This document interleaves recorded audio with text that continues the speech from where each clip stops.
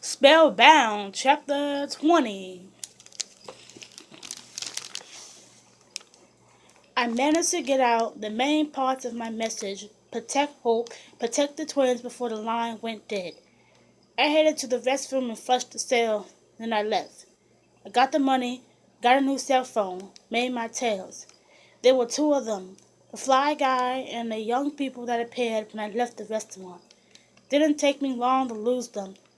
I knew the basics and Ray's had given me extra tips. By the time I got my new phone, they were gone. To be sure, they stayed gone and went shopping. Bought a hoodie, new shoes, and khakis. Then I trashed my clothes and hoped they planted tracking devices. To avoid supernatural methods of detection like clairvoyance, I stayed away from signs that would reveal my location. A lot harder to do that in a hotel where everything seems to be branded, but I tried. I picked up some food and the caffeine pills, but I really didn't think I need them. I was wired. After I eaten and laid on the bed for a couple of hours, my body and brain started begging for a break, and I almost drifted off. So I popped pills and found a loud action movie, and I set my bedside alarm clock for 15 minutes, resetting it every time it rang, just in case I drifted off. When the fire alarm went off at 2 a.m., I thought it was the movie. Even when I realized it was real, I dismissed it. I had alarms go off in hotels before, to the point where I just stayed in my room and waited to smell smoke. Well, I did. If Paige wasn't with me, you could sound an alarm 5 times in one night, and she still insists we clear out for each one. I didn't think anything more of it until I looked out the window and saw police cars in an unmarked van that might as well have had "Bomb Squad" plastered on the sign. Then I realized this was a trap. I locked myself in the hotel room and wasn't coming out. Wasn't even ordering room service. As Ray said, if my pursuers thought my spells worked, they wouldn't want to confront me here, where tight quarters gave me a tactical advantage. They needed me out. What better way to get me out than a bomb scare, like I was falling for? An explosion. Someone outside the building screamed so loud I heard it on the top floor. I cracked open my window as a second blast hit, blowing out windows I couldn't see. More screaming, both in the parking lot and the halls. Okay, not a bomb scare. Actual bombs were involved. The blast was small and localized. If it was me, that's what I'd do. Plant small ones to convince everyone there was a real danger. A key card swooshed in my lock. I backed into the bathroom, the door swung open and hit the chain. A man swore, then, "Hello, ma'am? We are evacuating the building. You need to come out now." Didn't answer. "Ma'am, this is a serious threat. There are bombs on the premises." A radio clicked. The man said, "I got a chain door on 12. Get someone up here now. Room 1204." A woman's voice on the other end told him to continue searching for more sleeping guests. Made it sound so easy, which was why I was certain it was a trap. When he gone, I crept to the door and peered through the keyhole. No sign of anyone. As I cracked open my door, the man pounded on another further down. "Sir, ma'am, you need to leave the building now." Muffled voices replied in a language I didn't recognize.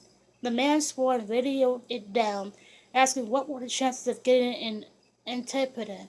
If it was a setup, it was an elaborate one. Still, that didn't mean my pursuit was one waiting right outside around the corner. I opened the balcony door, slipped out, being careful to stay out of sight of anyone watching from below. Looked down, looked up, went back inside. Balconies can be used for escape routes. If climbing down wouldn't lead, you're exposed to a growing mob below. And if climbing up wouldn't put you on the roof of a building possibly rigged with explosives. I stuffed the money from rigs in my pocket and eased open the hall door. The guy checking the rooms were gone. Down the corridor, a middle-aged couple leaned out their door, trying to figure out what was going on, chattering in what I was now realized was French. I knew some French. Well, very little, just what I picked up from shopping trips to Paris, but that gave me an idea. I headed to their door, pointed up toward the still ringing alarm, then at the stairwell. I picked a few words from my major vocabulary. ones like Patard and Mal and Maintenance, having never have cause to learn the French term for bomb threat, surprisingly. When they figured it out and headed for the stairs, I closed the door behind them, making sure it didn't shut all the way. I busted them into the stairwell, then pretended I had forgotten something and waved them on ahead.